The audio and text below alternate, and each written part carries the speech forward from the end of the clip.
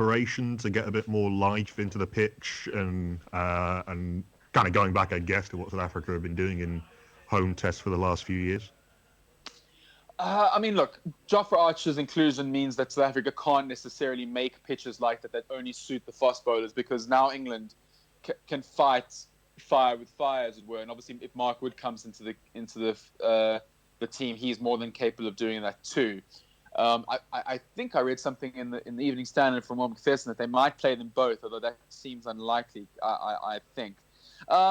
It won't work. It won't work to go with that sort of mentality where it's just seaming and bouncing and splitting. And even if they wanted to, I think that the nature of the wicket means that they couldn't. PE is kind of sitting on it's all quite sandy, the soil. It is softer. It's not a kind of hard clay underneath, even though the pitch is hard clay. But that is sitting on top of quite a spongy, sandy surface. So I think that does take some of the life out of the pitch. I think whatever wicket they'll prepare, they'll want it to be a good cricket wicket where the bowlers with the new ball are a menace, and if you're a batter, you get in, you can make big runs. Whenever England are in town, you want it to go to 5 days because of the broadcast and because of the potential for fans, though there'll be less than there were in Cape Town. I think it's going to be a good cricket wicket. A lot is made of, and we'll get onto it, 4-day cricket, and we look at the last time India were here, for example, when teams couldn't bat to half, the middle of the 4th day, and people said, "Oh, what fantastic wickets!" But I would actually like to see a bit of a grind. South Africa's had a problem with accumulating big runs, and we saw in the last match how Quinton de Kock, Faf du Plessis, and Dean Elgar, the 3 senior players, all big players throwing their wickets away quite cheaply, playing quite brash shots.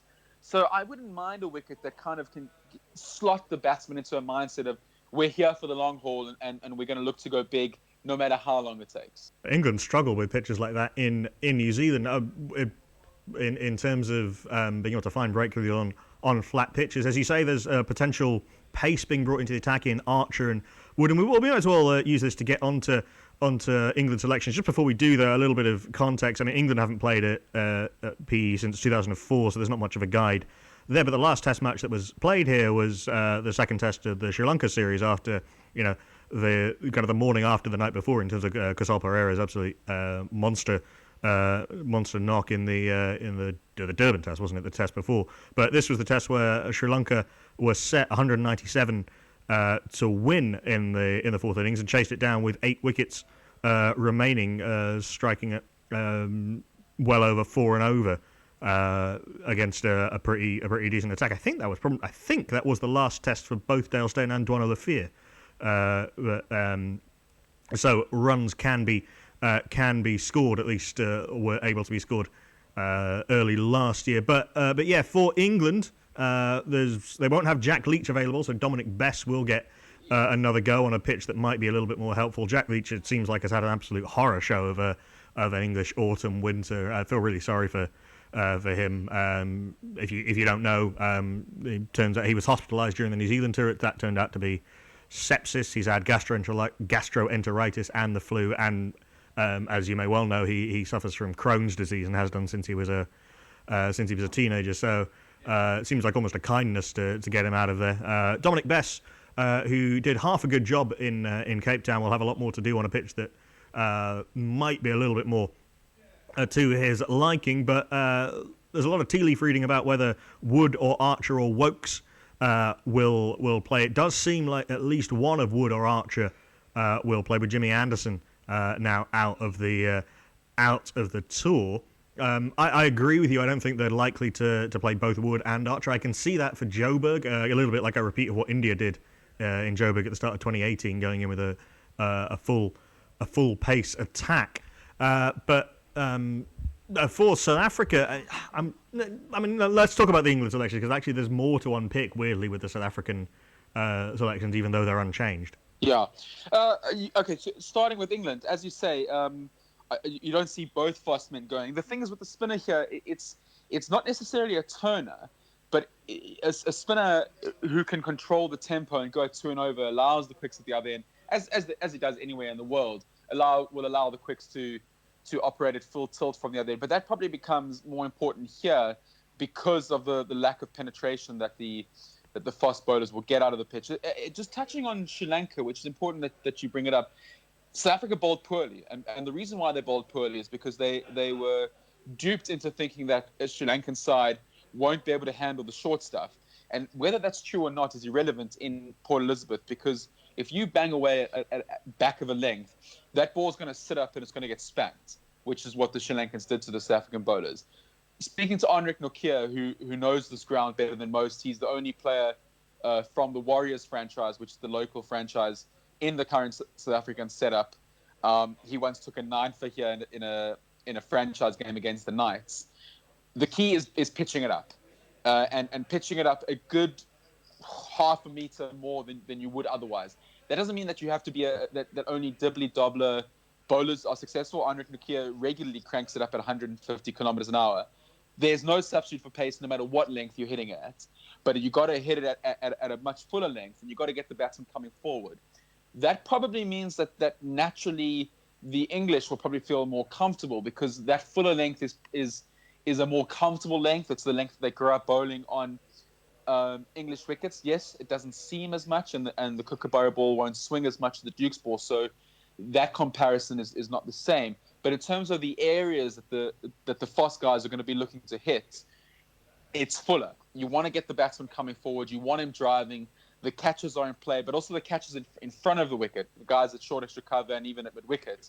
So that'll be interesting to see which bowlers can adapt by hitting that fuller length. As we saw in Cape Town, the English adapted sooner than the South Africans. So my feeling is that unless the South Africans can clock on very quickly, especially with the new ball and not wasted, it's probably advantage England in terms of the areas that they are more naturally hitting, or more comfortable hitting, I should say. I wonder if there's some element of see what length of Vernon Philander bowls and bowl there. Vernon Philander has a superb record at this. Well, where doesn't he have a superb record? 16 wickets in 5 tests, an average of 23. Kagiso Rabada has only played 4 test matches here, but is already the third highest wicket taker at St George's Park. 23 wickets in 4 tests, an average of 17.6. So it's not as though the South African bowlers haven't had success here. Perhaps slight caveat. I think one of those tests was a test match we'll get onto. Was a game that was scheduled to be a 4-day test here against Zimbabwe, where Zimbabwe folded twice inside 2 days. But nevertheless, those figures are pretty handy. And Keshav Maharaj, who I kind of ended up feeling sorry for partway through Cape Town, 12 wickets in 4 tests at an average of just under 31. And the spinners have done okay at PE over the last 5 years, an average of just under 35, which by South African standards is pretty good. Yeah, I thought the way that it's not often you say that an English captain, in particular Joe Root, handles his spinner better than a South African than another captain. But I thought Maharaj was asked to do a nearly impossible job by Faf, and then kind of almost compounded by the fact that he was made to come out at night as night watchman. yeah, that's true. That felt a bit cruel, asking him to come out as night watchman. Although apparently he was quite eager to redeem himself. He is a better batsman than his numbers suggest. Yeah, it's weird the Keshav Maharaj story at Cape Town. I'm hoping that it's just one of those terrible matches that even the greats have. You know, Jacques Kallis got a pair. I think I'm correct in saying he certainly got ducks, as did Tendulkar. McGrath got stick a couple of times. You know, good players have bad matches. That is a fact. But what was worrying is the lack of clarity from Faf du Plessis when he was captaining Keshav Maharaj. Now, who was setting the fields? You saw skipper and bowler in lengthy dialogues, a lot of finger pointing, but there was a stage where Keshav was bowling from the one end, the Kelvin Grove end. If the right-handed batsman, if his back is towards the mountain, if that helps. Mm-hmm. There was a man catching at forward short leg, then he was moved to extra cover, then he was moved to kind of a short mid wicket, then he was moved to a leg slip, then there were 2 slips. And you just kind of, you know, Mark Boucher criticised Keshav Maharaj for not landing the ball in a consistent area. But if your catcher is constantly moving, what sort of message does that send to the spinner of how you want him to get wickets? So I just hope that more patience is shown. You know, I thought Joe Root had a fantastic game in Cape Town. He could set fields, and all Best had to do was just land it on that same area, and eventually got the wicket of Dean Elgar, who was forced to play a shot that he wouldn't necessarily have played if things were going according to plan. I mean, I guess in a way they were going according to plan, but the pressure told. Credit must go to the English batters who looked to attack Maharaj. I mean, Ben Stokes was diabolical the way he just decimated. Oh, what the hell's that? Don't need that. Go away. Welcome back. It's the 18. Well, it's 2 of the 18. 2 of the 18. Disputing who's number 1. It's obvious, isn't it? Yeah, me. No. So after lunch, we lost the crowd. We need the crowd back. Knackle, do you want to go and switch the crowd on? Open the window. In the meantime, I shall jingle up the bowler for the first ball after the tea interval. There they are. He's on Instagram, and he's a Twitter fan.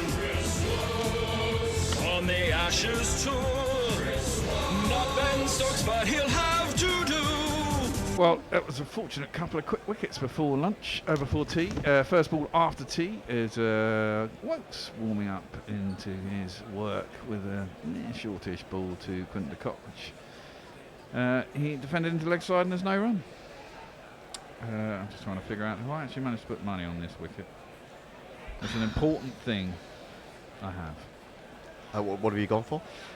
Under 211.5 for the fall of the next wicket. Just 23.5 runs away. Wokes in, clipped beautifully by Quinton de Kock, but straight at mid-wicket. And there ain't no run. Yeah, I felt sorry for Rassie van der Deersten getting out for 98 just before the break. Deserved 100. He did. Well, he's deserved. I mean, he's not been the most fluent batsman to watch in this series from a South African point of view. You'd have to say that was de Kock, but. He's been gritty. Well, he's been gritty, and he's also he looks to me like a Test player, and I think it won't be that long before he does get 100. But it was a bad way to miss out today. Indeed, Wokes in to middle and leg, fullish to de Kock, who clips it again once into leg side, and there's no run. Well, it's de Kock and Bavuma. I mean, I'd love to see Bavuma have a good innings. There's part of me wants this over tonight, though, Hendo. Well, that's true. Well, I mean, yeah, me too. Me too. More than a part of me. Yes. Almost every part of me wants it over Are you tonight. due in first thing tomorrow morning? Oh, yeah, of course. Of course, yeah, me too. Yeah. Well, actually, I was supposed to go to Margate tomorrow. On the Margate. Have you got me on the list for tomorrow? Yes. Oh, you bastard. Defended by de Kock up to mid-off, and there's no run. And I did tell you I wasn't going to make it as well. That was for today, wasn't it? No, it's for tomorrow. Oh, okay. But if it does happen, I won't be here. You will be here. I will be here. Yes. Yeah.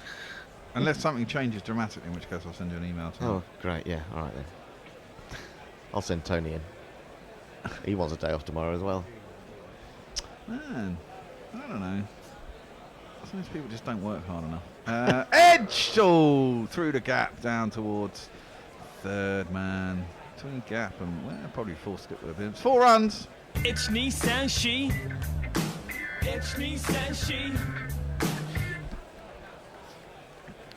It's a bit edgy, wasn't it? Well, it was a perfect catch for an extra slip, but I mean, you can't have players everywhere.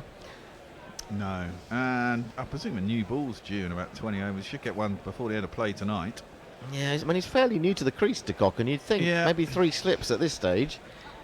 Especially with a pitch that is playing up a bit. There's plenty of cracks there. Yeah, I think they should have been a bit bolder. Wokes in, bowls driven by de Kock, but straight to, is that Sibley? It is Sibley.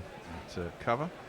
And there ain't no run, and that ends the first over after tea. Wokes has 1 for 30. South Africa 192 for 4. If you're just joining us, with a notional target of 466, which you were getting a bit scared about before those 2 wickets fell, Hendo. Scared. I was just, a slight tingling in the left toenail. The pessimism was rising. Well, there's lots of people tingling with you on Crick Tracker who are joining in. Kieran Chetri says, I want to see de Kock 100. Danny Shalley, could be Danish Alley, a bit like, I don't know, sort of Bermondsey Dave, but I think it's Danish Alley. Can South Africa make a world record chase? Good question. We've been asking the same. Adrian Casey Bishal. On a better wicket, possibly, but it just doesn't happen, does it? The pressure eventually tells. I think Stokes in and defended by Bavuma, out to cover, and there's no run. Of course, Bavuma's coming off the back of a 180, wasn't it, in a first-class game? Yeah. Got bugger all in the first innings. Test cricket's a bit different to first-class cricket. I just wonder whether it's a little bit of a blow to him to have been put so low in the. I'd have thought 5 was about right for him. 6. Well, he used to bat 5, didn't he? Yeah, I mean it's interesting that they put De Kock up above him. And that said, De Kock has had a pretty good series at the bat. Yeah. Well, he's looked like their best batsman, Yes. hasn't he, by a long, Yeah. long shot. He is away from new ball generally, though. Stokes in. Oh, wow, and that one's jumped up. Bavuma's a short man, and that's right up at his face.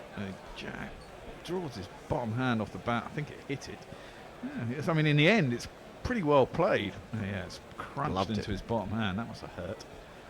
I'm amazed how Stokes seems to get this lift from really a short length. It's maybe just back of a good length. I think it's the pitch. Well, pitch as well, but also it's effortless from Stokes as well. He's just got, I've said it before. He just sort of almost just rolls up. Indeed. Well, he's in now, and that one is left alone outside Bavuma's off stump to hit the keeper, and there's no run. That's the thing. When he first started playing Test cricket, I thought he was a better bowler than he was a batsman. Yeah, some people said that. I remember Gary in particular was of that bent. But he's equally good in both skills. Really.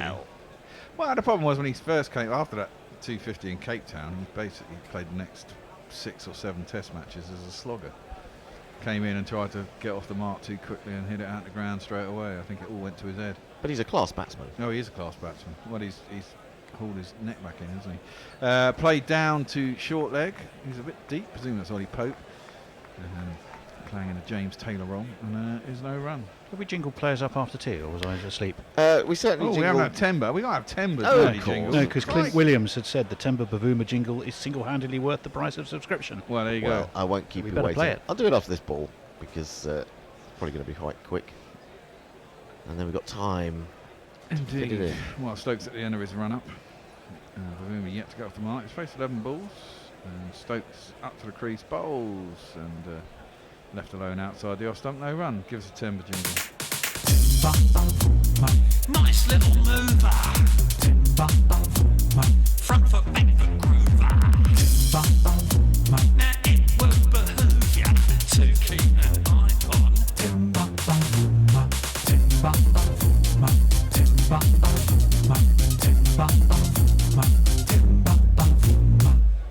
Yeah, you play that one at the Gorilla Jingle Party and it would go down a storm.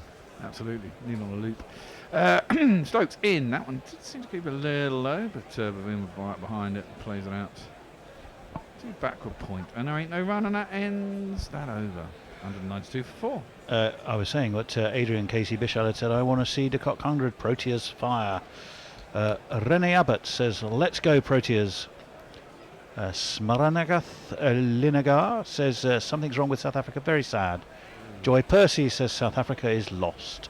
And Gulabai says, hi, hello to you. Coal pack is the problem for South Africa, one would suggest. Oh, one of them. Well, that's a very big one, isn't it? Yes, I think it is. It's the looming one that looms large. Yeah, I don't know what. There's no easy answer to that. That is there, and really? quota systems. Well, Wokes in. Ooh, played, chopped by De Kock. A little bit aerial for a while. Bounces just in front of Gully, and there's no run. I don't think there's anything wrong with the quota system. I don't. agree It's with just it. how they incorporate it, really.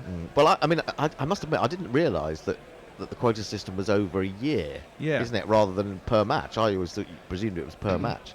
No. It's over a year, and It's you've got over to a year. have so many players over a year. Yeah. And I think Grant Smith has already sort of put it off kilter, apparently. Wokes in, and again it's chopped just in front of Gully this time. It races down to who's that out there? 24. Denley. Who's a backward point on the boundary, comes in, fields it, and there's a single. Dilbert says, QDK 75, Bavuma 50 will hold things up. Well, he may well do. And you can't expect easy wins, man. Their backs against the wall. They're 2-1 down. They look like they're going to lose this test. And I think it's important for England to get the third away win, considering they drew the Ashes at home. It'll kind of put the balance back in. Oh, what, the World Test In Championship? the World Test Championship. Yeah. Absolutely. Yeah, that's right. And if we can do what we did against Sri Lanka last year, again this year, it's only 2 tests though, isn't it, instead of 3. Well, actually, in that World Test Championship, we've got an India-New Zealand very short series coming up very soon. In New Zealand. In New Zealand. That'd be interesting. Driven! I thought I was going to catch an outside edge, but it's a beautiful shot by Temple. Lovely extra cover drive. All the way to the boundary. 4 runs, gets himself at the mark.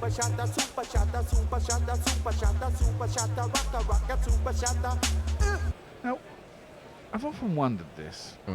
Why do so many players, why do they have tape or plaster that goes around the bat handle? No.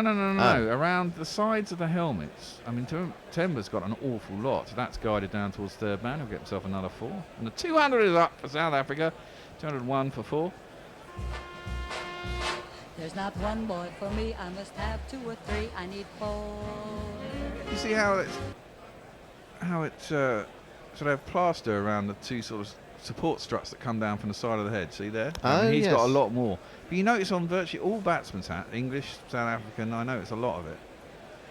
But I don't understand why it's there. It's not there to hold it together because presumably it's a solid thing. And once it gets hit, well, that's end of helmet anyway, isn't it? So you just get another one. Curious. I don't Anyone know know why? Left Does alone outside the off stump and there's no run. Does it perhaps absorb, if you do get smacked on the grill as opposed to the helmet part of the helmet, does it absorb some of that? Well, do you think? I mean, it's only a bit of, it's like elastoplast. That's what it looks like. Maybe that's I not. mean, what's it going to actually absorb? And maybe it just squeezes the gap between the what do you call it, the bars of the grill enough to stop The ball going the ball, through. yeah. Well, then possibly that could be a possible reason, but I don't think it can be. And they've redesigned the grills, haven't they? After, funny enough, after Broad got his one that went through the grill from Baron Aaron.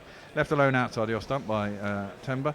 Through the keeper, no run, ends that over. 201 for 4. Bavuma on 8, De Kock on 7. Dr. Dan has sent a lovely sketch of Faf du Plessis losing his wicket before tea, which we have, of course, retweeted. Arthur Share says England have won 3 times at the Wanderers, 56, 2005 and 2016. South Africa have lost 12 overall, 6 to Australia, 3 to England, 2 to India, 1 to New Zealand. Heaviest loss in terms of runs, 162 by Australia on the 2nd of March 2009.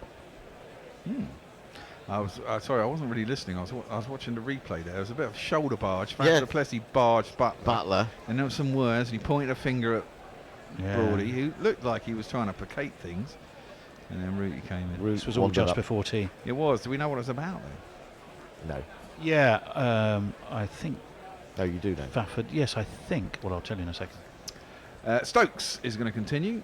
Hit hard through the offside. Presumably there's someone out there. Yep. It's down there. It's Ollie Pope down there, isn't it? Down on the boundary at deep point. It'll It be was a shy single. shy at the stumps, and I think Faf took exception to it and was told where to get off in no uncertain terms. Oh, right. Okay. Fair enough.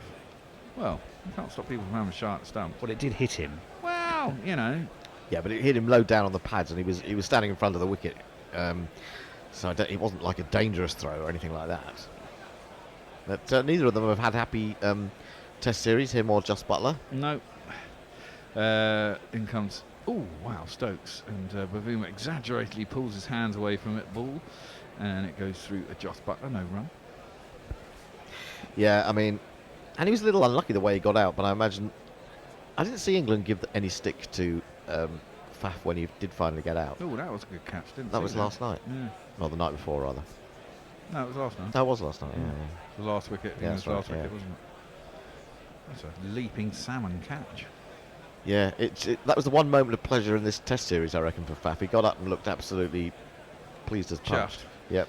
That one's a similar sort of length, but it certainly doesn't get up as high as the previous ball. It's defended by Bavuma up to mid-on, no run.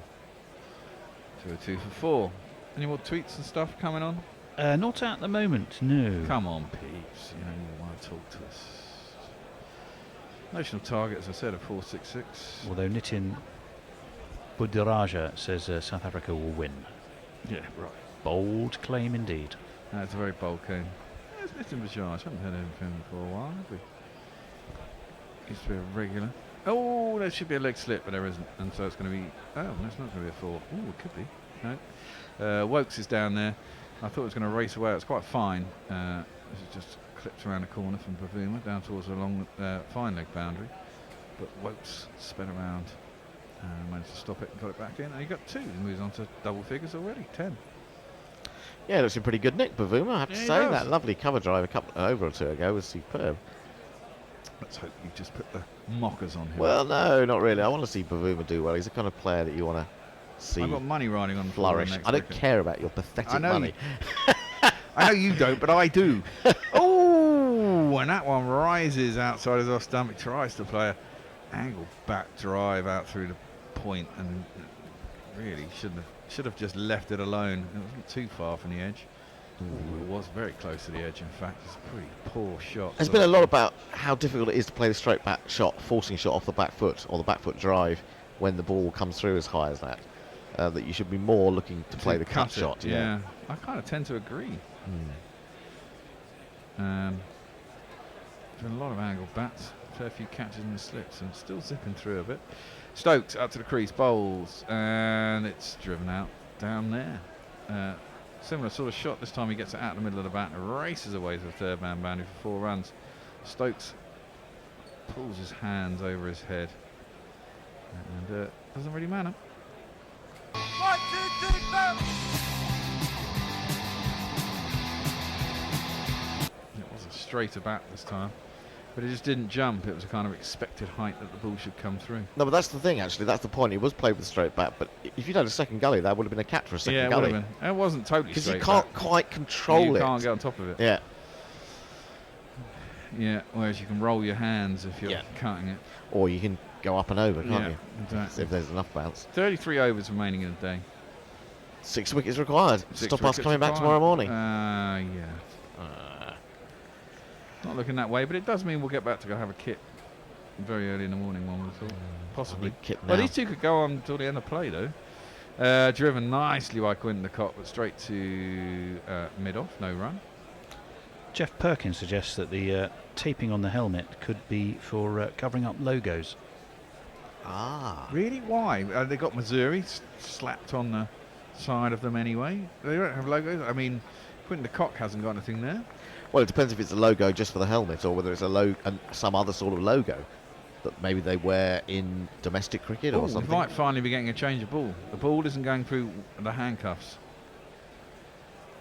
We haven't seen it if it's going through the other side of the handcuffs. It's certainly... Is he taking it over to the other umpire to show him?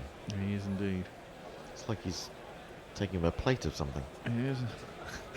It's a boiled egg. Rod Tucker's not Joel- interested. Rod Tucker said, go away. Joel Go away, Wilson- leave me alone. Joel Wilson is saying that ain't going through. Everyone can see it. Yes, point it out. Yeah. New ball. And out comes the box of balls. Ah. Now pick one that's only 10 overs old and we'll be fine. Well, no, we've been having this conversation at some length. We think the boxed based upon the rough grouping of age. Yeah. Supposedly, but I'm sure there'll be one that's in reasonably good nick. Maybe a bit harder. Baked in the sun, you know. Well, what, we're looking for one that's how many overs old? 50 something? Yeah, nearly 60. There's 33 overs left. There's 96 overs in a day today, supposedly. So 95 overs. So theoretically, it's over 62 overs old. 18 overs till the new ball, roughly. Just looking at the score, I was thinking at least Van der Dussen has the Highest score of the high test. score of the test, yeah. Wow. So we're quite happy with that. No hundreds. No 100. Still could be beaten, of course. Could be. PJ Mead, in the meantime, says, hello, Gorillas. Still listening, just busy and confused by work. Ooh, Don't aren't be we all? confused by work. Give No. up on work if it's confusing you. Gets and Grat says, just tuned in again. They talk about the big five in African safaris, but it's always a pleasant surprise to see the big three gorillas together in one place. Well, actually, there are other big gorillas. Other big gorillas are available. If it's Yeah. scale you're looking for, we could probably find you a couple more. Yeah, definitely. Also glad to see there have been a couple more wickets since I was last listening. Yeah, there's a bit of a flurriette just before tea. A flurriette. How lovely. It sounds like some sort of ballet movement. Or a floret. That would be sort of broccoli, Floret, broccoli, wouldn't that's it? broccoli, yeah. Yeah. Sod that. Or cauliflower. Don't like fucking broccoli. I love Jesus. broccoli. Wokes is in, cut by the cop, but can't beat Gully. No run. Nice shot for no runs. He's trying to hang it down at third man. It's probably vacant. Well, Wokes was talking yesterday or last night anyway about the fact that he's trying to put the ball into the deck harder, basically, than he has done before. I was reading today about how he's spent time in the nets trying to figure out what to do with a shit Kookaburra ball. Trying to work out wobble seam and all that kind of nonsense. He's in anyway. That one seemed to come in a little bit to De Kock, but he drove it nicely straight to mid-on, no run. Yeah, this was quite a nice ball. It was also a nice shot, wasn't it, Yeah. actually? So very pleasant. He's a very good-looking batsman. Oh, he's so good-looking, De Kock, when it comes to batting. Greg Smith says has not been so vociferously slating He him has since- popped along occasionally. He has popped but along he's actually- occasionally, but he was really caning him, wasn't he, for the first two Yeah. tests? But he's the only man who stood up, really, for South Well, I wouldn't say Africa. he's the only one who's got runs. Yeah.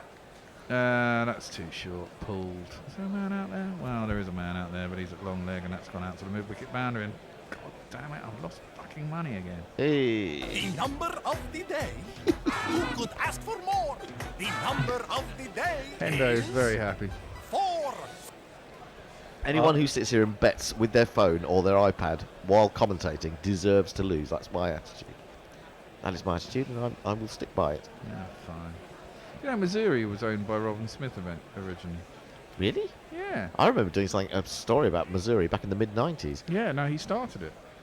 Oh, that's too wide. That's Oh, another lovely shocker. shot. That's long and wide half volley, which gets what it deserves by the cock. And that's a flashing cover drive out to the boundary for 4 more runs.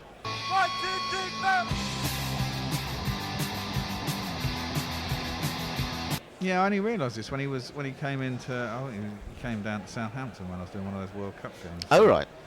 And he was talking about it there. Oh, okay. You know, in between bouts of depression. That's depression. I shall Well, run it. it was a really successful company to start with. Yeah. And it all went horribly downhill. Attempted cut anyway by Quinton de Kock, and he got an under edge, and it went to second slip in the end. I think there's No run. more manufacturers have come into the game, haven't they? I think it's true of cricket equipment in general, isn't it? There seem to be so many options now, really. Well, yeah. I mean, can you copyright a helmet? I doubt you can copyright. You can copyright a logo, but the Well, I construction remember of doing. one, I remember doubt. the reason I was doing something about Missouri was I was doing something about helmets and the fact that they didn't have British standards.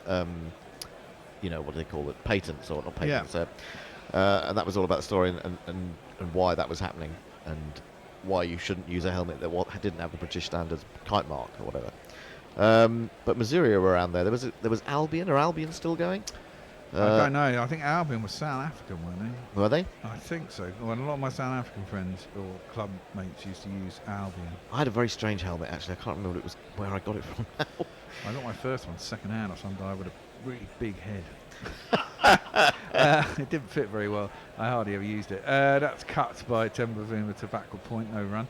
I mean, literally a big head, or was he Yeah, telling no, you, he had a these are the huge best head. He was a helmets big- you're he ever was a going to big buy because northern I lad. made them. And this is when And I was I'm the back- best helmet maker there is. Well, he said, look, I've got to get a new helmet. I mean, it didn't have any foam on the inside either, and it was fucking huge. I mean, he had a massive head, and I was about 16. I've got quite a small head anyway. And, yeah, I wore that for a while. It just used to bobble up and down. Didn't like that, and I bought myself one finally. I never used to like wearing a helmet. Helmet with a grill didn't like, I must admit. Yeah, no, it had a plastic grill. Oh! Right, well, that's pulled, but there's no one out there. Has it gone all the way? Must have gone all the way, mustn't it? It's a bit of a top edge. We're waiting to see, Well, I we're think. waiting to see. No, it's 4. It looked like he pulled it up. Maybe he did pull it up. Maybe he hasn't got enough strength to get it over the boundary. Didn't time it quickly right. Anyway, it's 4 runs down at deep square leg. We think. Now my innings going, great guns, I hit the ball, 4 runs, I hit the ball and it went for 4 runs. Oh, interesting. In fact, He only just about got there. He didn't time that particularly well at all, did he? It was virtually a top edge, and the bat turned in his hands as he pulled it. It went straight up in the air, a bit deep mid-wicket. He'd have snaffled that with absolute ease, but there isn't anyone out there. Maybe he should. If you're going to bowl short, he's going to take on the hook. Put a man out. Only just dribbled to the boundary, didn't it? Horse and bolted has happened. There is a Yeah. man down at deep square leg. We'll give it another go if I were you. And that seemed to go a little bit off the pitch. Good length. The Bavoon was behind it though. Plays it out to the offside. There's no run. I think the Stokes is... No, single, sorry. Well, I've seen Stokes today. He's bowled absolutely beautifully. Yeah. He's a good Really, bowler. really He is a bowling good well. bowler. He produces those spells when you want him to, doesn't Yeah. he? You know, whether it's you want to have him acting as the enforcer or... He's just ultra competitive, isn't he? I suppose. It's, He just likes being in the middle of it all, saying and believing that he can do what he wants to do or he needs to do. It's a very important thing in sport. It's like Cantona. Kung Fu kicks. Too wide though, that one. Cut by de Kock out towards deep point. Not particularly well timed. Sam Curran out there. Single. That's the 30th anniversary of Cantona kick. Cantona kick. Yeah. Oh, yeah, no, I saw plenty of coverage of that. Yeah. Arthur Patricia says, how do they age balls for replacement balls? Nets? Rum casks? I don't know. Carbon printing? Is it something to do with Carbon dating. Carbon dating, sorry. Yeah. Carbon printing. Oh, we've lost the satellite signal just as the ball's about to come in. Oh. You want to go to the other? You know, it might come back. The weather's getting shit in South London, and therefore the satellite signal goes. So Right. the ball was just bowled, and I'm going to tell you it was left alone outside the off stump through to the keeper. And That's that your might guess, not- is it? That's my guess. Could be completely wrong. We could just do, we could just do cricket by guessing, I suppose. 858. We're And back. there we go. Well, Temple Boom is still on strike. And that gone as well. Fucking hell, man. Everything's gone. What's going on? We man. had to do a complete reboot yesterday while we were Did you? Yeah. Okay. I'm going to get Sky Go up on my I phone. was going to say you might need that. Oh, it's Oh, gone down to the something's third there. man boundary for 4 runs. I guess it's cut. With the super shatter, super shatter, super shatter, super shatter, super shatter, rocka, rocka, super shatter. Is that the GPL for today? We've got 1, 2, 3, 4, 5, 6 entries, 6 I believe. entries, yeah. Ranging from 187 to 307. Nothing from Messi Jez, nothing from Des. So we've got some new people, but not necessarily new in general. Ombro Nuevo, Seagrave Saab, and Badger 1965 are amongst those who've taken part in the GPL today. So we'll keep an eye on that as well. I'm just going to see if I can find the Cricinfo commentary that will help us a little bit. Let's have a look. You just want to turn the box off, unplug the back for a couple of minutes. Oh, a bit of a picture coming back. I've got Timber Bavuma. And I'm presuming this is so far behind that I might be able to tell you what happened on the last shot. In fact, I will be able to. Because my phone still says T22 4. It was a back foot. Oh man, it went over the slips actually. Okay, went up and over. Up and over. And there was a Donovan man at third slip, and it eventually ended up down at third man, and it was 4 runs. Change of bowling for England. It is going to be this man. Are we having a 3-man change? It's like a 3-man change. If it stops to knock down, Excellent. You can have drop 5 troubles with feet off satellite the signals. ground. If he How come yours is tried ahead? his Oh right, okay. if God was one of the odds, Broadwalk. What, bro? We're going to switch now? Yeah, switch now. Go on. Okay. Let's do it. That first ball was just played off the mid on no run. We're going to have a quick switch before the next ball. Yes, indeed, we are. Knuckles going to come into the coming to the Jingles chair, by the looks of things, and the man himself, Jono, has moved into ball by ball. So the first ball of the over from Broad is a dot, and he approaches now to Cock. Oof, hit on Well, the thigh pad. hit in a place of nominative determinism. It'll be interesting to see how the pitch plays now. Obviously, it's going to start doing a little bit more, as we've discussed earlier on. Start to do a bit more off the seam, a bit more off the cracks. If you've been listening all day, you'll have heard me say that I think it's quite a comfortable England victory that we're looking towards. Those 2 key wickets before tea of Duplessis and Van der Dussen have certainly helped. Broad approaches, full ball, great shot by de Kock. Best shot in the book. More of a block punch drive through straight mid on, 4 runs. Now my innings going, great guns. I hit the ball, 4 runs. I hit the ball and it went for 4 runs. Yeah, beautiful shot. Just a little hint of movement back into the right-hander from left-hander from Broad, and Quinton de Kock, when he plays straight, he hits the ball so hard without any apparent effort. He actually advanced slightly at Stuart Broad. He's a class player, isn't he? That's how confident he is. Obviously the best, widely regarded, I think, certainly in this room, as the best player in the South African attack. Full ball from Broad, outside half of the bat, just out through down to backward point, come through for a single.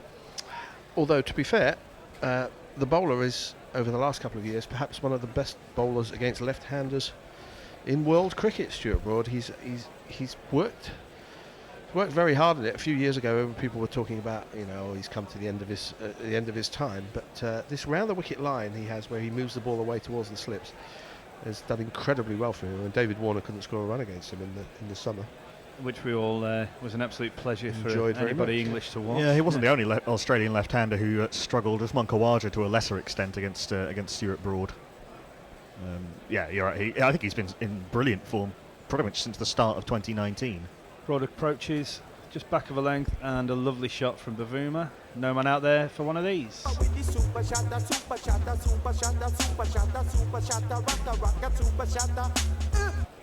That, however, was a rank long hop.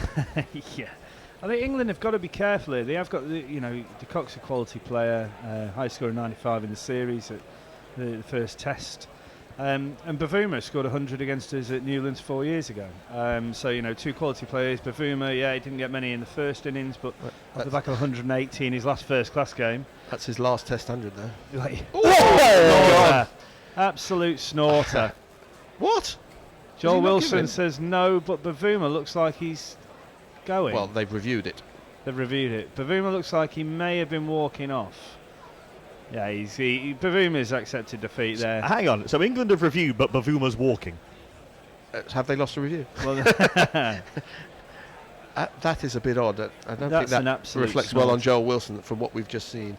But that is an absolute clear glove. That's a beautiful delivery from Stuart Broad. Absolute snorter from Broad. He's so tall. I mean, yes. Not Fred, you may agree with me. We're both lucky enough to be out at Newlands. You see Stuart Broad walking around. Yeah.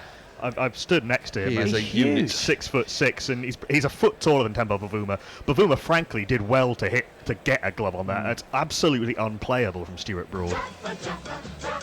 Bavuma gone for 27 off 29. Stuart Broad's just got one to lift from a length at that call at drive end. It's hit that crack, and you saw Broad run down the pitch and point at the crack. Yeah. And as I say, I think you've got to be a pretty good player to get a glove on that.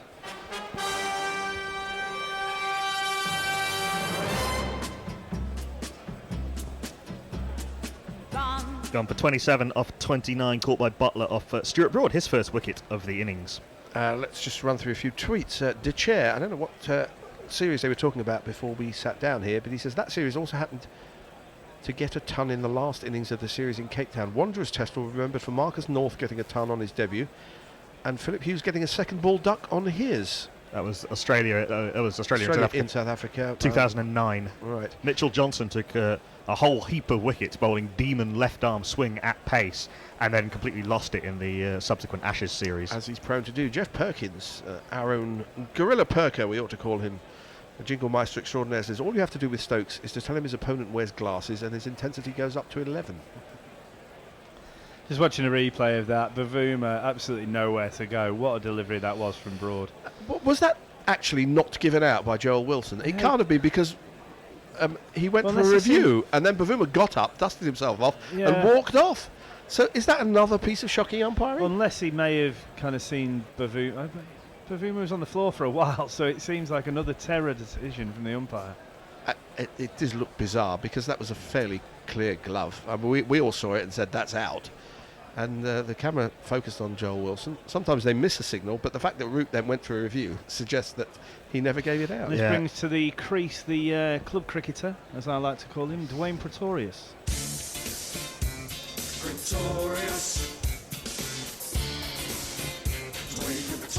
Stokes in. Just a leg by from de Kock down into the short fine leg region. Tidied up by Butler. I think Dwayne Pretorius would be a pretty useful addition to a winning team.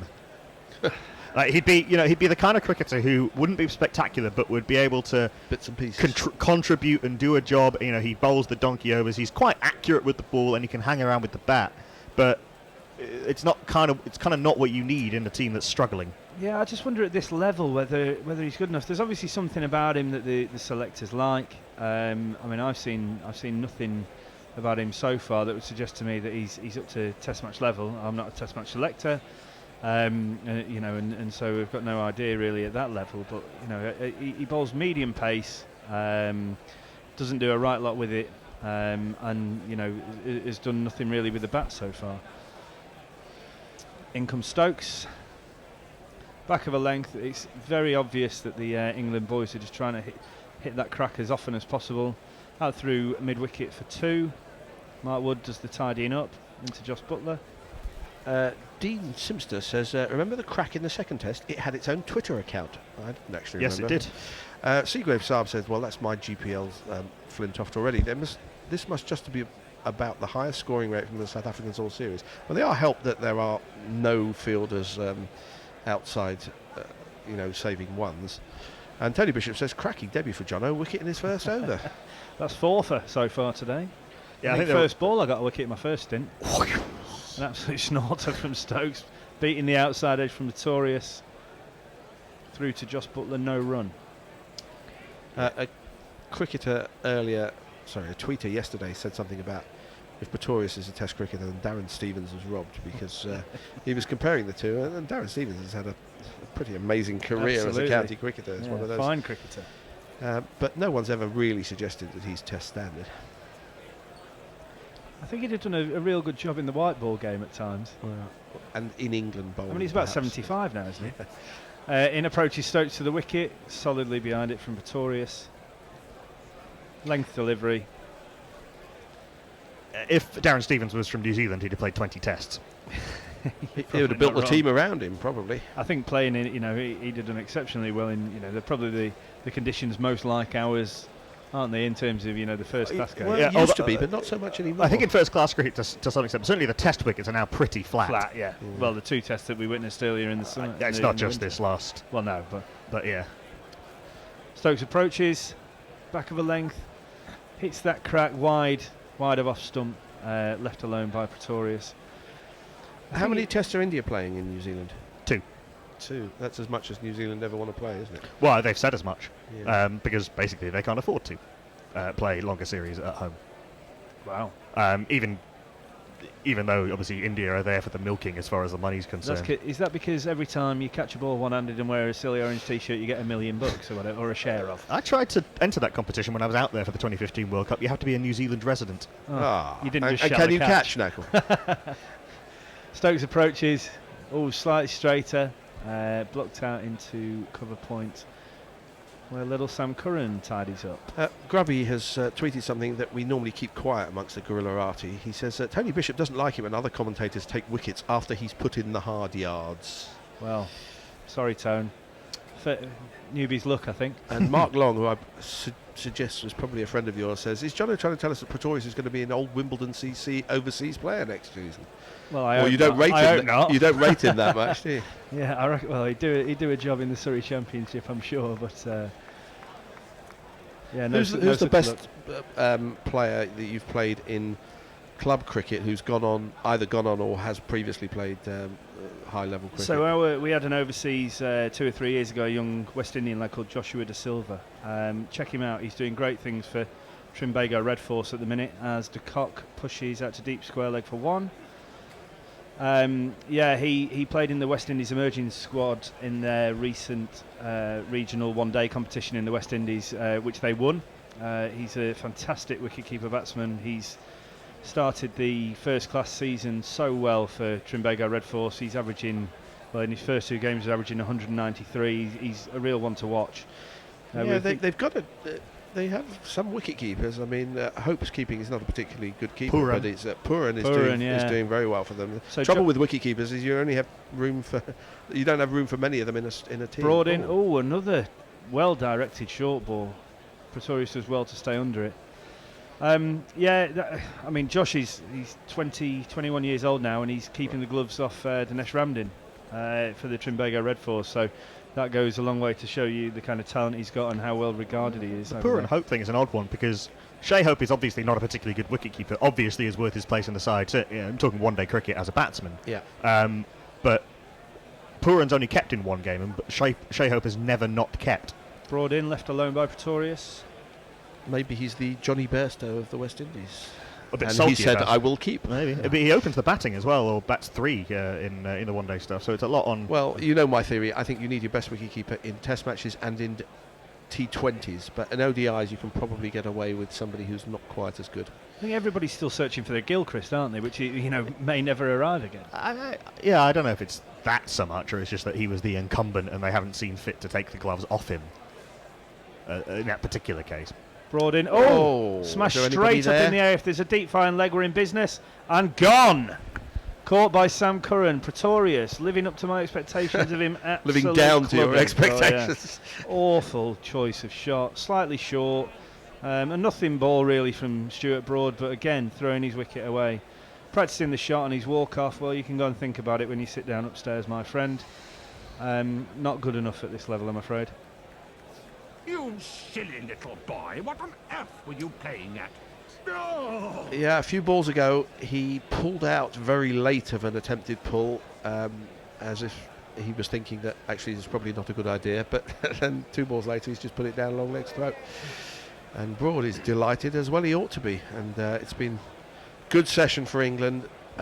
You have to be patient sometimes with these long chases when you've set a big target. They have been patient. They got a little bit fractious about an hour ago, but they're being rewarded for some decent bowling. Yeah, I mean, pretty much since that one grubbed through to take Faf du Plessis off stump off the bottom edge, it's been all England. And we did say that with this pitch misbehaving, what was likely to happen is that once that partnership was broken, the wickets would start to fall in clusters a little bit. This is not an easy pitch to start on by any means now, and England are bowling well, bowling very accurately, particularly from the call at drive end, where they've just been hitting that crack time and time again. And certainly, I think what you will say about Pretorius is that it's going to be hard enough without giving your wickets away. Of course, yeah. I'm delighted with the 5 on debut, by the way. What a day. What a day it's been. Well, yeah, but... And you're getting a standing ovation from the it's very kind. crowd. The South African wives, or the English wives. Are, well, the man who is getting a standing ovation, playing his last ever Test match. What a very fine career he's had.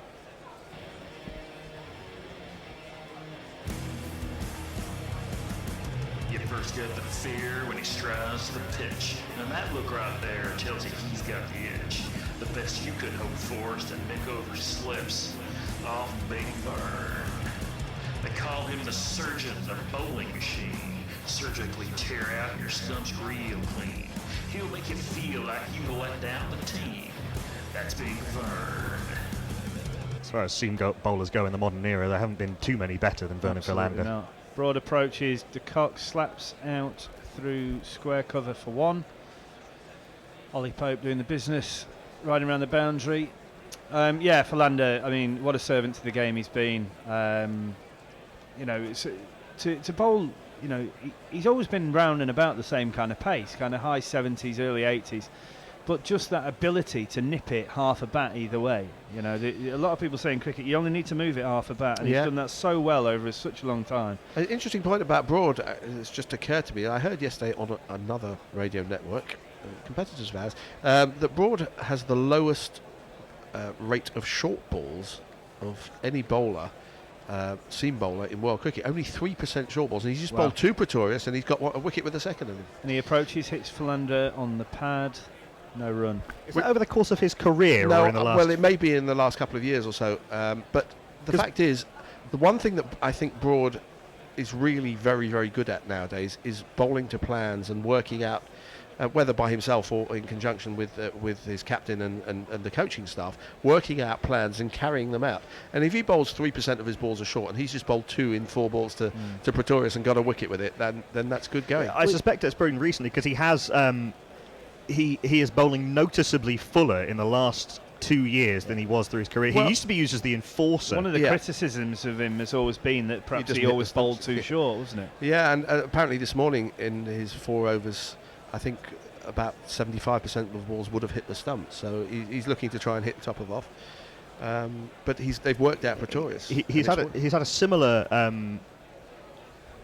career progression in that sense to Mornay Morkel. Similar type of bowler in many ways. As you get older, you know your game better and you know what you can do, and you get more sensible. That thing as a tall bowler of being able to pitch that ball up a little bit more is quite hard, actually. Joe Root's calling for a bit more buffet bowling.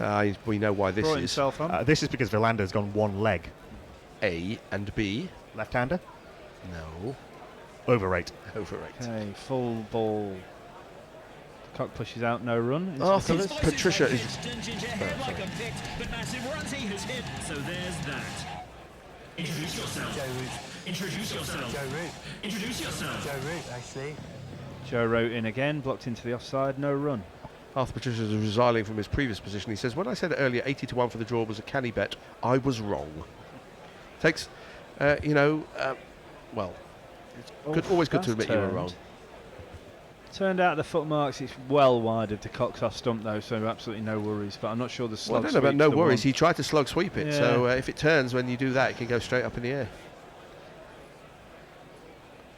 Tried to force down through mid-on, no run. Yeah, this is all about the overrates, and it's a bit disappointing that should impact on the game, really. Rather than trying to win a game, they're trying to avoid a fine. Yep. Again, pushed out into extra cover from Quinton de Kock, no run. I mean, there is also an element of captains do get hunches sometimes, and Vernon Philander's de Kock has got out to Root. He has. In this series. He's a left-hander. The ball is turning a little bit. Vernon Philander's got a torn hamstring and can't really stretch. Again, Root in, blocked by de Kock, inside edge into his front pad, out into the offside, no run. By a distance, Root's best over of the match. Yeah, it's not that hard. In which it didn't go for at least 11. Lawrence Jameson says, disappointing no guard of honour for Vern. Great bowler. That's a good point, actually. I think there's maybe been they'll see him off the wicket possibly. or at the end of the game. Grits and Grats, has anyone told the new guy the Gorillas tradition when you get a 5 from debut? I can't remember if it's buying a round of drinks or going shirtless for the rest of the day's play. Well, you wouldn't want to see me shirtless, and I've already bought a round of drinks in this morning. I wouldn't count on that. We have some very strange tweeters. Yeah, absolutely. Yeah, Philander's been a great servant to the game. I'm not sure that he's got. I'm not sure he's got 4 sessions of blocking in him, though. I'll be quite honest. I mean, he's always been pretty handy with the bat, but as something of a stroke player. Absolutely. Yeah. Best figures: 6 for 21 versus Australia, 6 for 48. 5 for 7 against New Zealand. That 6 for 21 was in the game where I was on Test debut, in fact, where Australia were bowled out for 49 at Cape Town. Oh, they were 21 for 9. Mark Wood returns. Full ball into Philander. Philander does not look easy on his feet here at all. He's got a torn hamstring. Well, a grade 2. Grade 2. Sort of a medium grade 2 tear. Anyway, yes, Geordie on to bowl some fast stuff at Vernon Philander. Do you know Mark Wood? Yes, he is an England bowler, quite good and pretty quick. So just a normal guy. Of course, except for just one thing. What? He Wood thinks in. that he's a Oh, cut out to deep cover by Philander, and that's for one of these.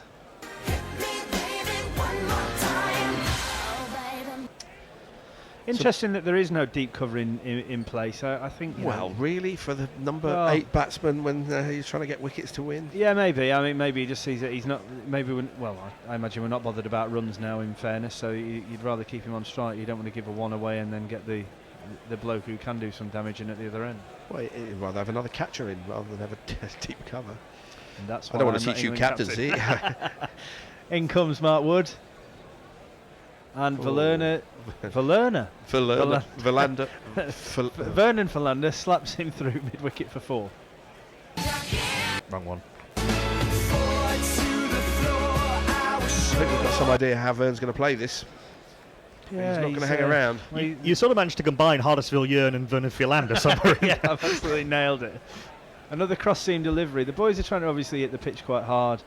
Philander's not here. He's not here for a long time, is he? He's here for a bit of a good time, a bit of a swan song. I don't know.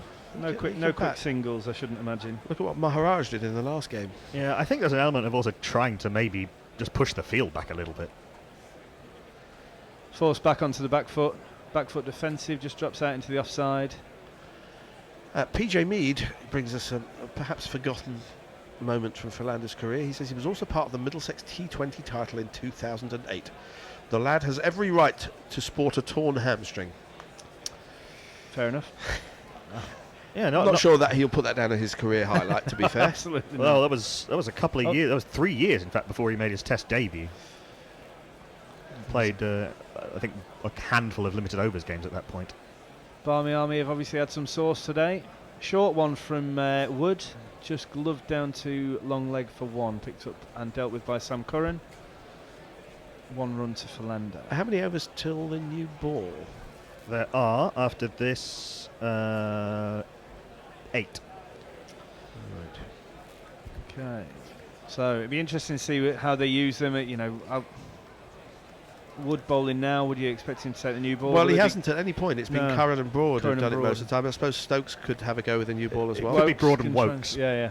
Yeah, it's a lot of options when you haven't got a spinner. But I don't think they've done enough on the over 8 front to avoid a fine. De Klerk, there he goes, opening his shoulders. Bit slappy over mid-on, but it brings him one of these. That went like a tracer bullet. In a one-day game, you'd say that's in the slot. Test match, thick inside edge, just muscled over mid-on for 4. He's got some talent, this boy, though. His hand-eye coordination is absolutely phenomenal. Pretty much off the middle. He dragged it a little bit, yeah. But it's pretty safe because... is there even a mid-on? There is, it went over mid-on. Wood looking at him like he's not too impressed with that. Well, the next one might be up his nose. Could well be, yeah. I remember watching Wood bowl at Newlands at lunch one day, and he didn't half get it through. It's amazing watching these lads bowl from side on. Yes, you get how quick a the really, ball travels. really good impression of how quick they're bowling. You quite realise on TV, you don't get the real actual sense of how quick it is. But when you're there in the flesh, Side on adds a few miles an hour. Well, that's I won't even physics. fancy it front on, to be honest. Well, I saw Joffer Archer bowling side on during the World Cup. My God. Root in to Philander, no run, just pushed out into straight mid wicket. And he's running back to his mark, which tells you why he's bowling. Yeah, they're obviously keen to get through a few overs here to bring the over 8 back, aren't they? Rooting again. Oof, didn't turn. Slight leading edge from Vernon. And some people will say it shows what they can do when they try. Root again round the wicket. Just nudged through square leg. Be a boundary rider out there. Mark Wood trying to have a go at the non-striker's end. Against an injured batsman. For 1. Interesting root bowling around the wicket. They're obviously not sure, if it's going to turn at all. So you bring both sides of both edges into play by bowling from around the wicket's more dangerous when the ball's turning than when it's not. Yeah. But he does get turn route. He's not always going to put it on the right spot. I mean, he's a part-timer, isn't he? But he bowled well in the last test. Root approaches again, slightly short, does turn, just run off the face down to backward point. It's a bit like a few series ago when it was obvious that David Warner didn't rate Moeen Ali and he was going to try and hit him out of the park, and he played an absolute horrible shot and was caught at deep mid-off. And again, fuller ball, just pushed to mid-on, thought about taking a 1 there to Cock, but in the end, no run. That was in the 2015 Ashes. Yeah. In Moeen's first few years in Test cricket, he got a lot of wickets through people not realising he could bowl. And trying to do silly things to him. Oh, that is an absolute slog, but it's gone the distance. The Cock. High up onto the grass bank. As slogs go, that's a pretty good slog. I believe in miracles. Since you came to bat, you sexy thing, you. I believe in miracles. Since you came out to bat, you sexy thing. I'm actually really happy to see the boys playing like this, because, as I've said a couple of times on comms today, there's, by playing shots, they're taking risks, are they going to middle every single one of them? There's enough boundary riders out there. That target of 466 is a hell of a long way away, 206 away. With only 4 wickets left in the tank, you get the Cock and get one of these out, and it's could be curtains tonight, I think. I think England think another wicket, and it could be 1, 2, 3 after that. Grubby has sent us a terrible pun. He says, "Is he not turning it square, Root?" Very good. Lovely, thanks. Don't encourage him. Mark Wood to start his 15th over. They're telling him to go back for his short run because we've got to get these overs in. His pace has been fantastic since going to this longer run. He looks a lot more rhythmical. Approaches the crease now. Short. Oh, that is a real good short ball. Philander thought about taking it on and just ducked out last minute. One for the over. Did he duck out? Or did he was he too late on it? If I was batting, I'd say that I'd ducked out of it. Yeah. If I was bowling, I'd say You'd walk down the other end, you'd punch gloves, and you'd say, "Yeah, no, I had that." Yeah, got that covered, partner.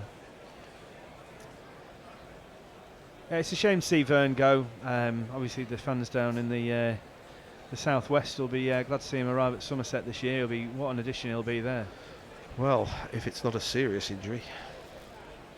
Oh, chance of a glove down leg side. Oh, he's gone up and he's gone. Well, that's and off walks Philander. I mean, could be given out by umpire Joel Wilson. It's just a basis for negotiation, Absolutely. really. It's nothing final. That's a strangle down leg side for Mark Wood. Takes his second of the innings. He's not reviewing.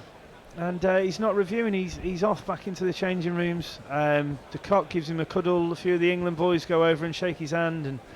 And it's real sad to see Vern go. Certainly with a strangle down the leg. One of the very finest bowlers of the modern era ends in slightly ignominious fashion with a torn hamstring just gloving down the leg side. But Mark Woods deserved that. He's hit that crack again from just back of a length. It was too quick for Vernon Philander. He's rightly getting a round of applause. No guard of honour, but standing ovation from everyone around this famous Old Wanderers ground. And Vernon Philander strides off into the sunset. He is getting a standing ovation from his team, but Bjorn Hendricks should really go and pad up. He's striding off into the Somerset rather than into the sunset. Oh, very good. The Duke of Umbridge says, "My dear Guerrilla Cricket, the Duchess is in a tizzy. De Kock and Philander in rampant wood and a loose broad in show-off mode." I think he's used up all the innuendo in one tweet there, so well done to you. And so Norkia coming to the crease, waited to shake Vernon's hand as the big Vern disappears into the changing rooms.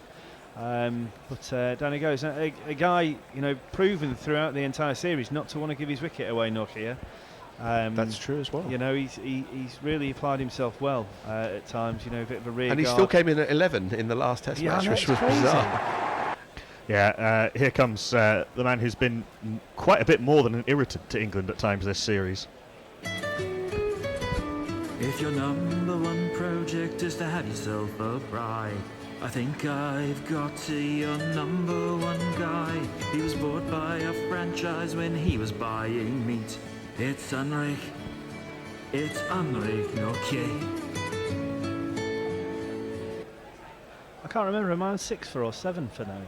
I've had a great first day. It's not about personal performances. It's a team game, I think. I know, absolutely.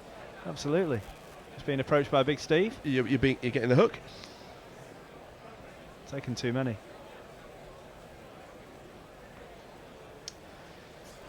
Well, has Nortje got the backbone in an absolutely dead situation for as far as his team is concerned to keep De Kock company? I think he probably has, but it's going to be tricky. I think the writing's on the wall now, isn't it? A few minutes ago we were saying it would take one more, and it's probably 1, 2, 3 from there. Yeah. So we are. We're hopeful of an England victory this evening. There's going to be a change. Big Steve's coming in. Yeah, we'll do it at the end of this over. I'm going to go on to ball by ball. You're going to go over to tweets, and Steve's going to come and replace me on the jingles. Perfect. So Mark Wood to steam into Henrik Nortje. Full ball. Just defended straight into the onside up towards mid-on. No run. Yeah, they've got a leg slip and a forward short leg, so it looks like they're going to be attacking his hip. Just seeing the replay, just a tiny little bit of the bottom glove through to Josh Butler from Mark Wood. Yeah, just done for pace and that lack of mobility that Vern's got, obviously with one of his legs not really working, just meant he couldn't get out the way. And actually a decent catch from Butler. Nice to see Joe Root and the boys off shaking his hand, just showing the respect to someone who's been a real good servant for international cricket over the years. Yeah, genuine modern great. I forget modern, actually, really, looking at his overall record, really. Yeah. Wood now round the wicket to Nortje, short. Oof. expecting the short one. It's kind of, you know, just back of a length. Perhaps didn't get up as much with the variable bounce that we're now beginning to see from the wicket. I know Nortje has defied the England bowlers for a long period in this time, but surely Wood should be trying to bowl to him in the classic fashion, I was you just know, from thinking, over the I was wicket. just thinking that, Yeah. particularly when Nortje, not so much when he got the 40, but when he stuck around for a long time as night watchman, Wood kept bowling short at him. England kept bowling short at him, and that was the only plan they had. Wood approaches. Short edge. Oh, it's dropped safe, just at forward point, kind of extra cover, cover point rather, and run through for one. I must say, you know, as a you know, someone who bats, I would much rather face someone rapid from over the wicket than round the wicket. Because it's not necessarily It just attacking feels your like, body. It just feels more like if someone's right arm is coming round the wicket and they've got genuine pace, it's at you. You I can't know get that in theory it's more. It's the mirror image of Wagner going round yeah. the wicket to left-handers, which he does very well. Actually, Mitchell Johnson did that to England's left-handers in the 13-14 Ashes. Paul Michael Carberry. Even though, you know, in theory, and bowling from over the wicket is more at you, it just feels like, you know, right armer coming round the wicket, if they've got genuine pace, it just doesn't feel comfortable. Maybe it's just a mindset thing, I'm not sure. But Wood approaches round the wicket to the left-handed de Kock. Just back of a length. Oh! Just run off the face, down through the gully region to third man for a 4. We're going to have a change, Knuckle into ball by ball, Big Steve into Jingles. 4. Yeah, we've had to say goodbye to Big Vern, but we will have Big Steve. Yep, you owe us all right. You think this alternative cricket commentary stuff comes cheap? Well, we need some dollar bills to help pay our bills, so please go to patreon.com/GorillaCricket and sign up to make a regular monthly donation. You know there is literally nothing like Gorilla Cricket's coverage, so don't be tight. Dip into your virtual pocket and throw some cash our way. See, Rihanna knows. Patreon.com/GorillaCricket. Heinrich Nortje, I think we'll be reasonably happy to be facing up to Joe Root from the golf course end. Wonder what the logic is for keeping Root on other than over rates. We've got a slipper short leg and a leg slip. Root's in over the wicket. Tosses this up outside off stump. Nortje blocks back to the bowl. There is no run. South Africa 265 for 7. More to the point, England need 3 wickets to seal a second consecutive series win in South Africa, as Root is in short outside off stump, and Nortje can just lunge forward that big stride to cover. There is no run. You're listening to Gorilla Cricket's coverage of England's tour of South Africa.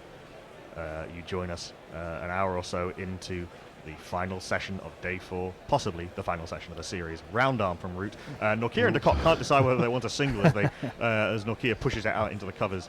Both said yes, both said no. Eventually said no. There is no run. I'm Knuckle Mpande, taking you through the next half hour and ball by ball as Root is in. 4th ball of the over. Ooh, reverse sweep from Heinrich Nortje. He's actually got a shot. And out 3 point it goes for a single. He's on 2. South Africa 266 for 7. Quinton de Kock on strike. John O'Gordon will be reading your tweets and social media messages. Steve Jones will be playing your jingles. Talking of tweets, Woy Woy Pom writes in, I think Gorilla SA have picked up their ball and gone off in a huff with it. Either that or their technology's fallen over again.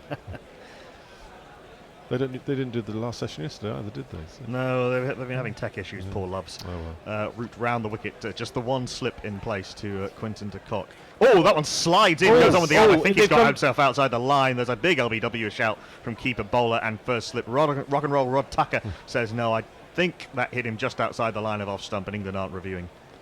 Yeah, outside the line, I think, for the LBW for my money, unless there's a slight tickle on the inside edge. Well, another reason for it not to be out. Yeah, he's outside the line. He's hit him on the back leg. He's got himself outside the line well enough. Root, last ball of the over, tosses this up. Quinton de Kock stretches forward and pushes the single out to Chris Wokes, who's set basically where the edge of the 30-yard circle would be in a one-day game at cover. They come through for the single. Quinton de Kock on 39, South Africa 267 for 7. Greg Smith says, I'm going to be more mother flipping diplomatic. He's showing signs of strain. Day 2 on. We're seeing the embrace between Quinton de Kock and Vernon Philander as the great man walked off a test field for the last time. Get some grats actually on the Philander thing. Would be nice to play Philander's great jingle for the final time when the Gorillas sign off today.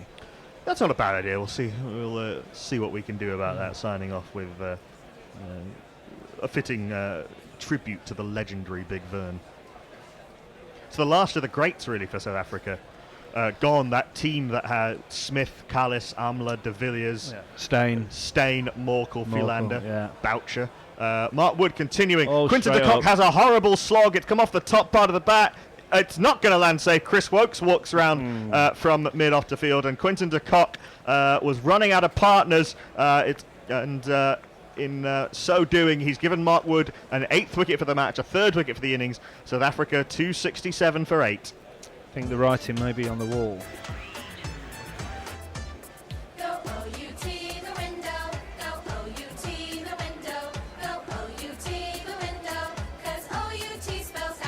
That was a shot of a man who had no hope. Trying to slog Mark Wood on the up over mid-wicket, possibly showing undue lack of faith towards Anrich Nortje, really, and it just came high off the top part of the bat. Simple catch for Wokes. Quinton de Kock gone for 39 off 42. England 2 wickets away. And Mark Wood 2 wickets away from another 5 for his 3rd in Test cricket and his first match 10 for. It's an ego off that. Yeah, it's hard to blame Quinton de Kock really in this in this position. Well, he's in a thankless task ahead of him, isn't there? They're never going to save the game.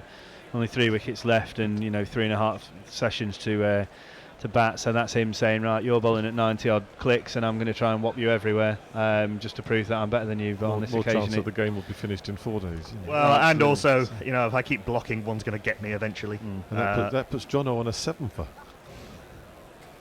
Team game. On Team debut. game. Yeah, who took the 1 wicket that you weren't on for? That was early in the day. It was Peter Milan, I think, early in the day. Yeah. It was you, wasn't it? I was in here. I'm not sure if I was on ball by ball. I was on ball by ball, actually. Yes, I was. Good point.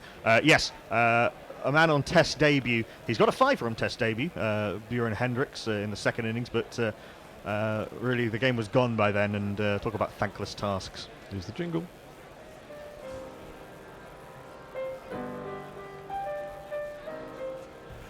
The Saffers are reeling and can't get a break. Their pacemen are injured, they hurt and they... In comes Mark Wood, and Buren Hendricks wears that one in the chest, throat, glove. It was short and nasty into the body from round the wicket. Buren Hendricks tried to clip it between the leg slip and the short leg and has been hit on the body and is walking away to square leg in some pain. Is that a top edge into his throat? It might well have been, actually. I want to see this again. Yeah, I'm sure we'll get a replay of it. I'm sure it the top edge of his Retired- bat and retired fired injured straight just up into his Mark chin. Wood's affecting non-concern and has walked back to the end of his mark. Slip gully, point mid off, mid on. Catching square leg, short leg, quite deep. Leg gully, long leg. Buren Hendricks, the left-hander, ruffles his, rolls his shoulders. He's in behind that one well enough and pushes it. Sort of a forward defensive that got ahead of itself. And up to mid-off, there is no run. Who was the first bowler to dismantle the bowlers' union of yesteryear? Was it Thompson? I think Lilly and Tomo were not Thompson, particularly shy of bowling bounces to the tail, and then the West Indies took that on. Oh, we nearly dropped it. Yeah, he closed his fingers a little bit too early on that, Chris Wokes. We've lost signal. Let me just go to alternative means of broadcasting. This is not going to be easy for you guys, given that you're going to have to peer over my shoulder. There we go. Whatever just happened, I think it was a dot ball. Forgive us, friends, because of a sudden monsoon in Sydenham, we're coming to a somewhat lost signal. Lovely tweet from Brian Barish. At Gorilla Cricket, just like a poorly constructed pickup line at 1:30 in the morning, de Kock's shot had no hope. Very good. Very, very good. And we've all played them. Yes. It's a bit of a shot to nothing, isn't it?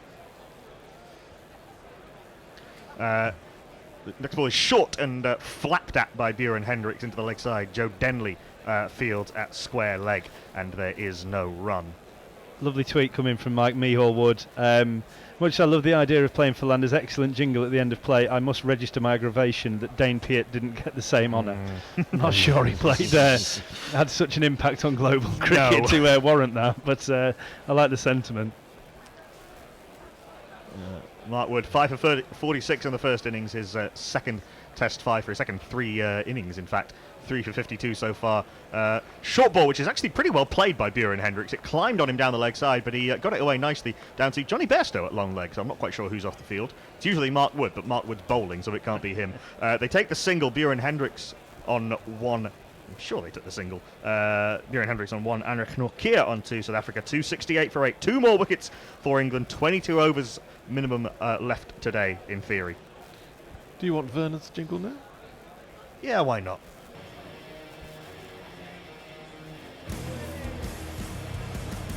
You first get the fear when he strides to the pitch. And that look right there tells you he's got the edge. The best you could hope for is to nick over slips off Big Burn. Root continuing for some reason. Round the wicket, Buren Hendricks blocks comfortably into the covers. There is no run. Well, we know why, but it's the over rates and... that's flung in round arm, and Root is running really to the end of about this, this, aren't they? They must have had a word from the match referee. To cover it goes, there is no run. In comes Root on fast forward. Wow! Buren Hendricks has almost middled the ball onto his own leg stump there. He tried to clip it down the ground like he was a proper batsman or something. It comes off the inside part of the bat and goes agonisingly past the off stump, and Buren Hendricks gets a very lucky 2. Otto Seaman sends in a tweet. Well done, England. It hurts, but this England team played so well. That was an arm ball, I think, from Joe Root, and Buren Hendricks stretches forward and pushes to Stuart Broad at deepish set mid-on. They come through for a single. Yeah, England have come back really well from that loss at Centurion. They seem to have actually had a plan about how they want to play cricket. Yeah. And have executed it very well. I mean, this is not a particularly good South Africa team. It's certainly one low on confidence. That's down the leg side, and Ollie Pope was fearing for his life for a second at square leg. It was a good flick, actually, from Anrich Nortje, and a good stop from Chris Wokes, running towards the boundary at square leg. Flicked it back just before hurtling into the sponge, and then the advertising hoardings. Mark Wood tidies up. They come through for 2. I think that both sides are, to a point, both sides in transition.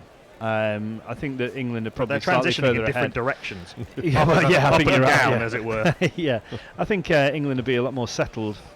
Down the track comes Anrich Nortje and clubs this down the ground, coming off the inside part of the bat. Oh, no, there's going to be a ridiculous run out. No. There is no true collapse without a comedy run out, and we've just had it. Anrich Nortje came running down the track, clipped it up to Dom Sibley. He ran through for the single. Buren Hendricks stood where he was and watched the ball, then realised Nortje was at his end and was sold down the river by his fast bowling partner. Buren Hendricks on Test debut is run out with both batsmen at the same end. A fittingly calamitous way for Buren Hendricks' match to end.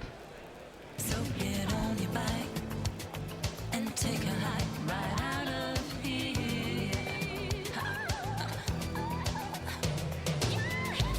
Your history, no good for me. Your history, nah. It's the one thing we haven't really had from South Africa in this series, a comedy run-up, but there it is. I think it's a bit of a shame actually to see the way that this innings is going about. It's coming to its close. I said earlier, I think that Van der Dussen is going to be absolutely livid with himself. The way that he, trying to play that glorious cover drive for 4 to get to your 100. You can still accumulate and get to your 100s in ones. Like if he was still there, the game's still, in the balance. But he'll feel bad enough himself. But we all know, having played cricket before, there will be his teammates will all be there'll be a tiny, even if it's just less than 1% of their own body saying, if you wouldn't have played that shot that way, then we might still be in this. Yeah, I mean, they'd be incredibly harsh to do so. Maybe I'm just a really harsh captain. Yeah. It'd be incredibly harsh to do so, but I understand what you're saying. I think I said it at the time. Given that he was in, and given how difficult this pitch was going to be to start on, he got carried away. He got ahead of himself. He got spooked by a fielding change again, and gave it away. And since then, it's been a bit of a procession, really, bar a bit of slap happy stuff from Quinton de Kock. But Mark Wood will not now get the fifer. As I say, all great collapses need a comedy run out. Here's the new batsman. Have you heard of Patterson? He's a bowler, South African. Favourite ferret can come in. He's got a really fine abdomen. It's Dominic Sibley who threw the ball in to Joss Butler. South Africa 273 for 9. Dave Patterson's taken a long time. We need your machine, I think. Well, no. Machine is up. The machine is a ball behind. Dave Patterson has not really impressed with the bat at any point in this series. What's his top score? He and Kashim Maharaj smashed a few at the end of the last test, but it was a bit agricultural. He's got a first-class 50 as well, I think. He's got a couple, yeah. You have to be a bit careful with South African first-class cricket because there's 2 levels of first-class cricket, one of which is semi-pro. I'm not entirely sure at what level Buren Hendricks got his 50. He's got a decent eye, I think, but it was Maharaj who was the class of that field. We're having drinks, by the way, so we shouldn't be too much longer before we can bring you the denouement, however swift.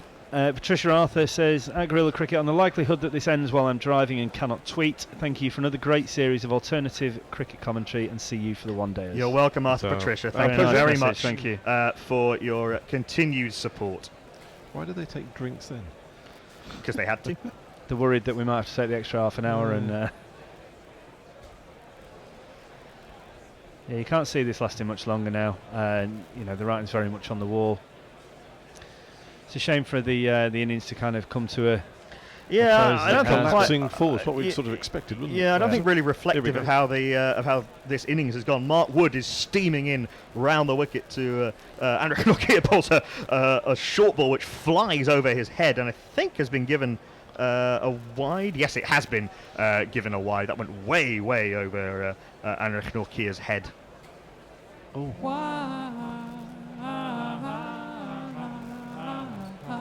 But I think this might be done. Might be done. It's another short ball. Andrew Nokia trying to flail at it, and it's not been given on the field, but it has come off the face of the bat. And the series ends with a Joel Wilson overturned decision. Mark Wood has 4 for 54. Andrew Nokia's gone for 4. England win by 191 runs. They win the series 3-1. That's their 3rd consecutive series win against South Africa. Their 2nd consecutive series win in South Africa. Their 3rd series win in South Africa in 4 attempts. And a thoroughly impressive performance, having been beaten so badly at Centurion. 9 wickets in the match for Mark Wood. He's been absolutely magnificent, as have the rest of the England attack. They've all chipped in through this Test match. Really, you could only say Joss Butler can be disappointed with his work in the series, and maybe to a lesser extent Joe Denley. But it's been a real team effort against a spirited at times, but limited and careworn and off-field problem beset South Africa. But this young England team, we've seen a lot of false dawns from a lot of teams in Test cricket, but there is plenty of life in this England team and plenty of players to come back into it to strengthen this England team, and they can be very, very proud of their work in this series. It's a really nice touch there to see Joe Root and the boys going over to clap the Barmy Army. I think there's a lot of a huge amount of English fans travelled to South Africa. Obviously Newlands being the most popular. There were thousands. They were saying when we were there that there were probably 8 out of every 10 people they thought was English in Cape Town. Obviously a fantastic holiday destination, but the Barmy Army will follow the guys all around South Africa, so it's really nice to see their appreciation of that. Yeah, it's become a common sight at every England Test match, win, lose or draw, for the last many years. But yes, the touring fans have been as good as ever, and long celebrations there'll be tonight in Johannesburg by Joe Root and his men. Chris Silverwood, in the first full series he was able to be part of as coach. Obviously he had to go back from New Zealand. He and Joe Root and the rest have dragged this England team with them a little bit, and there's a sense of a new plan developing for England. But the latest Boucher, Callis, Smith era ends in rather ignominious defeat for South Africa. Anrich Nortje and Dane Patterson trudge off the field. Dane Patterson didn't even have to face a ball. I think there's good signs for South Africa, though. I think if I was South African and I wanted 3 blokes to be in charge of my national cricket side, Graham Smith, Mark Boucher and Charles Cullish, you are probably the 3 that you'd want. Yeah, I mean, having said that, I mean, we've seen in all sports that great players don't necessarily make great managers. Absolutely. And there are many off-field factors that South Africa have to contend with that some other nations don't have to contend with. Some of which could be alleviated by ICC action. In particular, I think I've always thought that the Kolpak drain could be alleviated by the ICC funding test contracts and making sure that players don't have to make that choice. I mean, there's enough problems with the selection policies, whether you know rightly or wrongly, already without the Kolpak system making it worse. Yeah, I mean, as far as I've spoken to a few South African journalists about this. South Africa have done a really bad job of bringing the non-white population into cricket, particularly the black African population in the 30 years since apartheid, and they've had to resort to trying to impose top-down systems at domestic level and at test level. I mean, in this series, they haven't actually met their own targets at any point during the series. What's happened to Ngidi? Is he injured? Lungi Ngidi's had a hamstring injury. He will, pending a fitness test, he will be part of the one-day team. He and a few others are in a fitness camp at the moment. Yeah, he is. And he and Rabada and Nortje and Keshav Maharaj is a pretty useful four-person bowling attack. Absolutely. And there's been a little rays of hope for South Africa in this series. Pieter Malan and Rassie van der Dussen have been impressive at times during this series, but there is a sense of a team massively lacking confidence and lacking a coherent way to play Test cricket. And England on the up met them on the way down and have been thoroughly professional. Rassie van der Dussen with 98 was the standout, but as you said, once his wicket fell, it was a bit of a procession from that point onwards, really. Faf du Plessis went, they were 181 for 2 when Faf du Plessis went, so they lost their last 7 wickets for 93 runs did South Africa. And it's a collapse. As can happen, and as we thought might well happen. I can tell you there were no GPL winners today. 274 runs scored in the day's play, so that'll roll over to the first one-day international. But Mark Wood, a man of the match performance, a fantastic comeback he's made to Test cricket with his lengthened run-up. He knew instantly. A slight bit of comedy that Joel Wilson had to overturn a decision to end proceedings, but it's really hard to say that England didn't deserve every bit of that. I think it's obviously we've just seen Jofra Archer on the screen. I think it's going to be really interesting to see how they deal with him, in the sense that everybody's talking about he's absolutely burst onto the scene, bowls incredible pace, with incredible accuracy. Obviously came into the World Cup side, was incredibly successful. But I think they just need, it's going to be interesting to see how they manage him. Obviously, he's picked up this right arm elbow injury. So I think they need to, him and Wood in the same side potentially are absolutely phenomenal. We saw it during the World Cup, didn't we? There was threat from both ends. Yeah. Jofra Archer's taken, Mark Wood has taken 2 fifers in his 15th match. Jofra Archer's taken 3 in 7 matches, and that's no slight on Mark Wood. It's not always been his fault, and he's been bowling with some great bowlers who've taken a lot of the wickets to the other end. But Jofra Archer is a serious talent and a long-term talent, and England have just got to. Who do you drop though? From this side, who do you drop? It's a good problem to have, isn't it? Oh, absolutely. I wouldn't question that.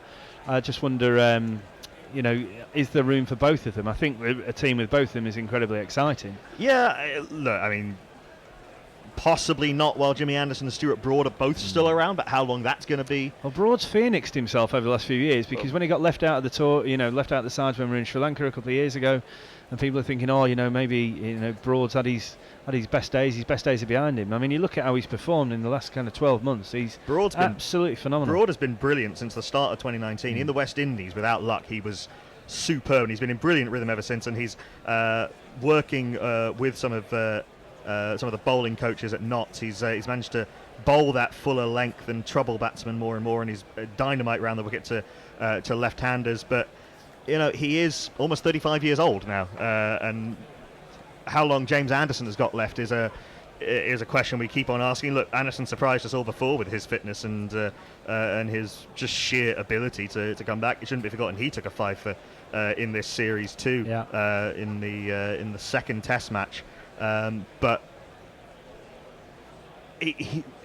I don't know if we're going to see Broad and Anderson play in the same Test team or how many times that's going to happen. Obviously, the Sri Lanka series, that's a very different bowling attack that'll be taken there.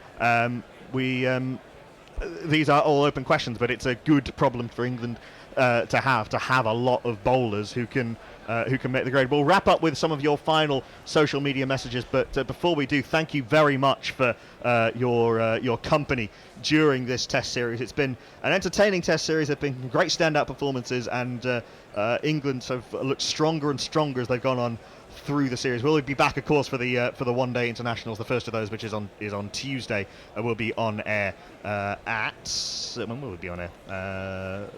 10 minutes before it starts, whenever that is. We'll follow us on Twitter to find out. Just a quick one, Education Rob.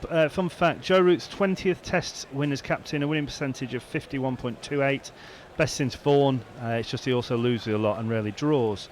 A lot of messages coming through. Thank you for the great commentary. Thank you very much, guys. Your feedback is very much appreciated. We'll continue to keep doing the best we can. We look forward to spending more time with you during the upcoming one-day and T20I series. Yes, certainly. But from everyone here at Guerrilla Cricket for now, it's goodbye. Guerrilla Cricket. Whoa. Guerrilla Cricket. Whoa. Guerrilla. Take guard, man the barricades, patrol the cover boundary. At last the time has come, this is a cricketing emergency. Hear this call to arms for every cricket revolutionary. Take up your bats and stumps for the Test match insurgency. At first they tried to silence us, but we would not be silenced.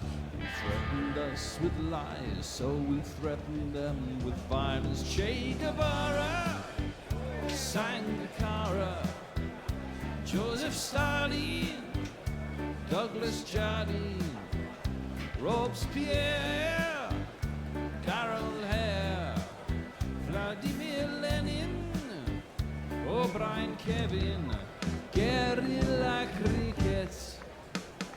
It's not about the winning, it's about how many rules you break. Even in cricket commentary, this is the best advice to take. Pick Guerrilla Cricket, it's the finest choice you'll ever make. There's so much more to cricket than red counters and a slice of cake. At first they tried to sanitize us and clean up our act, but people like it filthy, and we know that for a fact. Fidel Castro, Lenny Pasco, Carlos the Jackal, Umar Akmal, Mahatma Gandhi, Grant and Andy, Brendan Behan, Austin Ian, Guerrilla Cricket. Stick with us, cause you know we're not the kind of thing that you see on the TV and the radio. So vive la revolution. First they tried to buy us, but we would not be bought. Okay, we were, but then we ran away, and we will not be caught. We would not give up the ghost when they left us all for dead. They decapitated us, but we just grew another head. Chairman Mao, Jamie Howe, Ho Chi Minh, Asif Din, Václav Havel, Graham Saville, No Surrender, Percy Fender, Che Guevara, Sang